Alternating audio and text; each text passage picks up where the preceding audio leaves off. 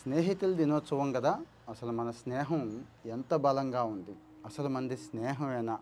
స్నేహం అంటే ఎలా ఉండాలి? అంటే స్నేహం అంటే ఏదో కలిసి సినిమాలకెళ్ళడం, కలిసి భోంచేయడం, పార్టీలు చేసుకోవడం, కలిసి కాస్త గేమ్స్ ఆడడం ఇవే గదా చాలామందికి మన వాళ్ళకి తెలిసింది. అది కాదండి.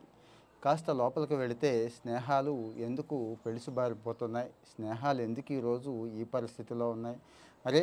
నాకు ఒక్క స్నేహితుడు కూడా లేడే మనస్ఫూర్తిగా చెప్పుకునేటానికి, మనసారా వినేవాడు అనేవి ఉంటాయి కదండీ! ఈ ఈ సమస్యలు ఎందుకొచ్చినాయి?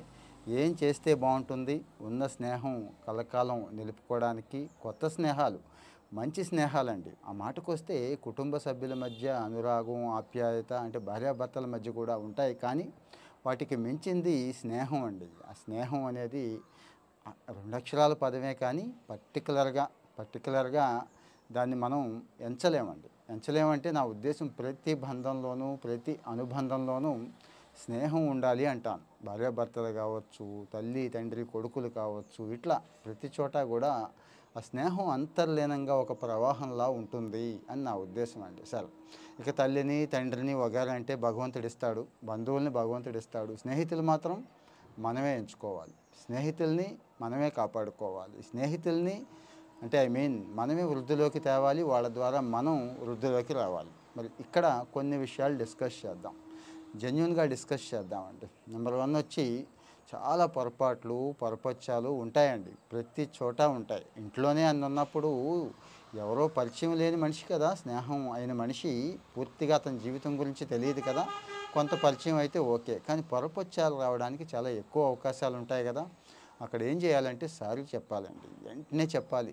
ఏం ఆలోచించొద్దు. ఒకవేళ అవతల వాళ్ళది తప్పున్నా కానీ, ఆ విషయం మనకు తెలుసు పాపం వాడికి తెలీదు. అయినా గానీ సారీ చెప్పడం ద్వారా వెంటనే సగానికి సగం ఆ నష్టం అనేది తగ్గిపోతుందండి. సగానికి సగం తగ్గిపోతుంది కాబట్టి, రెండోది ఎప్పుడైతే సారీ చెప్పగలిగామో మెంటల్‌గా మనం గూడా ఫ్రీ అయిపోతామండి. చాలా ఫ్రీ అయిపోతాం. అవతల వాడు ఈరోజు కాకపోతే రేపైనా తెలుసుకుంటాడు. మన మన క్వాలిటీని గుర్తిస్తాడండి. మన నిజాయితీని గుర్తిస్తాడు కాబట్టి ఇదొకసారి చూసుకోండి. రెండోది సారీ చెప్పేస్తే సరిపోయిందా? చెప్పేయటం ఈజీ కొంతమందికి. యాక్సెప్ట్ చేయరండి. అంటే స్వీకరించరు. అవతల వాళ్ళు సారీ చెప్పినప్పుడు కూడా సారీ అన్నప్పుడు కాస్త మనం దాన్ని అంగీకరించి, దాన్ని ఒప్పుకొని పోన్లే పాపం అయిపోయింది కదా! అందరం అదే చేస్తాం కదా! ఇక్కడ ఎంపతి కావాలండి. అంటే అవతల వాళ్ళ చెప్పుల్లో కాళ్ళు పెట్టుకొని నిలబడడం అంటారు. అంటే అవతల వాడి పొజిషన్‌లో మనం ఉండి, అరే! మనమైతే ఏం చేస్తాం ఈ సిట్యుయేషన్స్‌లో అని ఆలోచించుకున్నప్పుడు ఖచ్చితంగా ఆ సారీని యాక్సెప్ట్ చేస్తాం. ఆ స్నేహం బలపడడానికి ఉపయోగపడుతుందండి. తర్వాతొచ్చి నమ్మకం. ఈ రోజుల్లో లేనిది అదేనండి. తెలిసిందే గదా! ఏదో స్నేహితుడు గదా అని చెప్పి వాడు కొన్ని విషయాలు చెప్తాడు మనకి. మనం ఏం చేస్తాం అవసరానికి వాడేసుకుంటాం. ఈ రోజులు చాలా విషయాల్లో అదే జరుగుతోంది. లేకపోతే అవతల వాడి దగ్గర డబ్బులు లాగడానికో, అవతల వాడి దగ్గర టైం గుంజడానికి చాలా ఉన్నాయి. స్నేహితం అన్నప్పుడు ఆ స్నేహం ఎలా ఉండాలి అంటే ఒక మంచి నమ్మకం బిల్డ్ చేసుకోవాలండి. అవతల వాడు ఏం చెప్పినా అది మనతో ఎండ్ అయిపోవాలి. ఎక్కడా కూడా ఆ విషయాలు ఎత్తకూడదు. ఆ విషయాలు ఎక్కడా కూడా రాకూడదు. మరి నమ్మకం కలిగించుకోవడం అనేది చిన్న విషయం కాదు. కానీ ఒక్కసారి అవతల వాళ్ళు నమ్మారంటే ఎంత బలం అంటే అంత బలమైన స్నేహం ఉంటుంది. చాలా చాలా దృఢంగా ఉంటుందండి. ప్రపంచంలో గొప్ప స్నేహాలన్నీ కూడా ఒక స్నేహం అనే ఉంది. మిగిలిన రిలేషన్స్ కూడా నమ్మకం అనే పునాది మీద కట్టిన భవనాలు చెప్పొచ్చండి. మరి ఈ నమ్మకం అనే పునాది ఎంత స్ట్రాంగ్‌గా ఉంటే మీ భవనం, స్నేహం అనే బిల్డింగ్ అంత స్ట్రాంగ్‌గా ఉండటానికి అవకాశం ఉంటుందండి. ఇంక తర్వాతొచ్చి భరోసా. స్నేహంలో ఒక భరోసా ఇవ్వాలండి. ఎప్పుడు అన్నీ బాగున్నప్పుడు కాదు. కష్టాలు, కన్నీళ్ళు, ఇబ్బందులు ఉన్నప్పుడు అవతల వాళ్ళు ప్రతిసారి అడగరు మిమ్మల్ని. మనం కాస్త పట్టించుకుంటూ ఉంటే, వాళ్ళ వైపు చూస్తూ ఉంటే, కాస్త ఫోకస్ ఉంటే ఖచ్చితంగా మనకి తెలుస్తదండి. అప్పుడు భరోసా ఇవ్వగలగాలి. భరోసా అంటే అందరికీ డబ్బే ఇవ్వక్కర్లేదు. గుర్తుంచుకోండి. ఒక మాట సాయం, ఎమోషనల్‌గా కొంత సాయం. ఒక్కో చోట ఒక్కో రకమైన సాయం ఉంటుందండి. నేనున్నాను అనే ఫీల్ అవతల వాళ్ళకి కలగాలి. అవతల వాడు జెన్యూన్‌గా ఫీల్ అవ్వాలండి. యెస్, మనవాడు ఉన్నాడు, వాడికి చెప్పుకోవచ్చని. మనవాడు చూసుకుంటాడు అనే ఫీల్ వాడు నిజంగా ఫీల్ అయినప్పుడు అంటే అది ఎప్పుడొస్తుంది? ఇందాకడ చెప్పాను చూడండి. నమ్మకం అని చెప్పి అది ఉన్నప్పుడు వస్తుందండి. ఇక ఫైనల్‌గా టైం అండి. ఈరోజు ప్రధానమైన సమస్య అదే.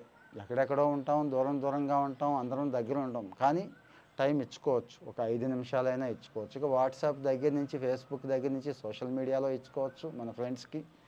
డైరెక్ట్‌గా కాల్ చేసి ఒక 5, 10 నిమిషాలు మాట్లాడొచ్చండి. ఎందుకు అంటే మన కోసం గూడా. అవతల వాళ్ళ కోసం మాత్రమే గాదు ఇది. మన కోసం గూడా. ఆ టైం ఇచ్చుకోవడం అనేది మన ఎమోషనల్ ఇంటెలిజెన్స్‌ని ఇంప్రూవ్ చేస్తుంది. ఎమోషనల్ బ్యాలెన్స్‌ని ఇంప్రూవ్ చేస్తోంది.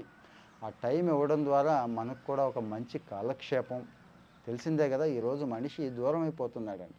ఎప్పుడైతే గ్యాడ్జెట్ వచ్చేసిందో, ఎప్పుడైతే సెల్ ఫోను, ట్యాబ్స్ వచ్చేసినాయో మనం దానికే అతుక్కుపోయాం గానీ, మనుషులకి ఉన్న అటాచ్‌మెంట్‌ని పెంచుకోవడం మానేసి తగ్గించేసుకుంటున్నాం. రోజు రోజుకి తగ్గించేసుకొని అసలు టైమే ఇవ్వని పరిస్థితి. ఇంట్లో ఉన్న వాళ్ళకే టైం ఇవ్వని పరిస్థితి వచ్చేసింది కదా! సో, మరి పర్టిక్యులర్ ఒక టైం పెట్టుకోవడం, టైం ఇవ్వటం, ఇంకా చిన్న చిన్న వాట్సాప్ గ్రూప్స్ దగ్గర నుంచి ఇద్దరు ముగ్గురు కలిపి ఒక గ్రూప్ క్రియేట్ చేసుకోవడం, కొన్ని పనులకి క్రియేట్ చేసుకోవడం, అలాగే కొన్ని ప్రదేశాలు చక్కగా ముగ్గురు, నలుగురు, ఇద్దరు స్నేహితులు కలిసి విజిట్ చేయటం, కొన్ని యాక్టివిటీసు చేపట్టడం, కొన్ని అభిప్రాయాలు పంచుకోవడం, ఇవన్నీ టైం ఇవ్వడం కిందే వస్తాయండి.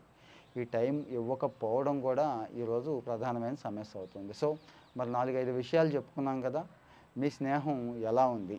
అంటే ఇప్పుడు చెప్పుకున్న ప్రతి విషయంలో కూడా వాళ్ళకి టైం ఇచ్చే చోట గానీ, నమ్మకం గానీ, అంతకుముందు చెప్పుకున్న విషయాలు ఏవైతే ఉన్నాయో సారీ చెప్తున్నామా? అవతల వాళ్ళు చెప్పిన దాన్ని రిసీవ్ చేసుకుంటున్నామా?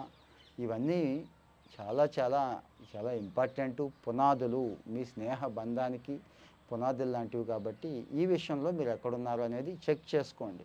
రోజు అంటే ఎలాగో చెక్ చేసుకోం. ఈరోజు ఎలాగో స్నేహితుల దినోత్సవం కదా! ఈరోజు చెక్ చేసుకోవచ్చండి. ఆ మాత్రం టైం ఇవ్వచ్చు. స్నేహితుడికి ఎలాగో ఇస్తున్నామో లేదో నాకు తెలీదు.